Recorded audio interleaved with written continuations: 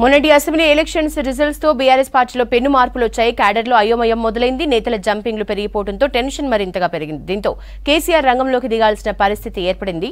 17 రోజుల బస్సు యాత్రను యుద్ధ ప్రాతిపదికన కంటిన్యూ చేస్తున్నారు.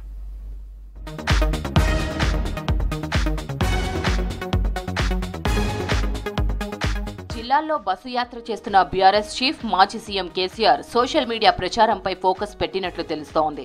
ఇందుకోసం 1,50,00,000 పెట్టి స్పెషల్ టీంను ఏర్పాటు చేసుకున్నట్లు తెలుస్తోంది.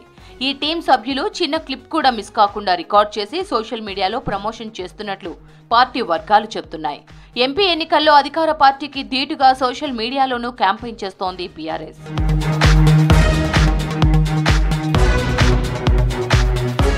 అసెంబ్లీ ఎన్నికల్లో గ్రేటర్ హైదరాబాద్ వంటి అర్బన్ ప్రాంతాల్లో బీఆర్ఎస్ కు మంచి రిజల్ట్స్ వచ్చాయి. రూరల్ ప్రాంతాల్లో ఆ పార్టీపై వ్యతిరేకత కనిపించింది. దీంతో గ్రామీణ ప్రాంతాల్లో వరుసగా బస్సు యాత్రలు ఉండేలా ప్లాన్ చేస్తున్నారు కేసీఆర్. యాత్రకు పాజిటివ్ గా ఉండేలా సోషల్ మీడియా టీంను రంగంలోకి దింపారు గులాబీ బాస్. ఇందుకోసం చెన్నై నుంచి 16 మంది ప్రొఫెషనల్ సోషల్ మీడియా టీం సభ్యుల్ని రప్పించారు. వీరంతా బస్సు యాత్రను ఫాలో అవుతున్నారు. BRS social media in-charge mining corporation మాజీ చైర్మన్ మన్నే క్రిషాంక్ కు టాస్క్ ను అప్పగించారు.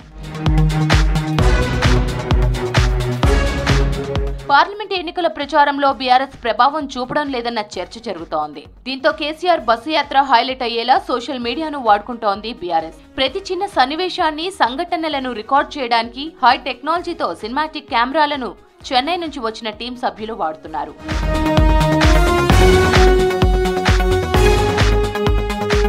అధికారం పోయిన తరువాత సోషల్ మీడియాపై ప్రధానంగా ఫోకస్ చేసింది బీఆర్ఎస్.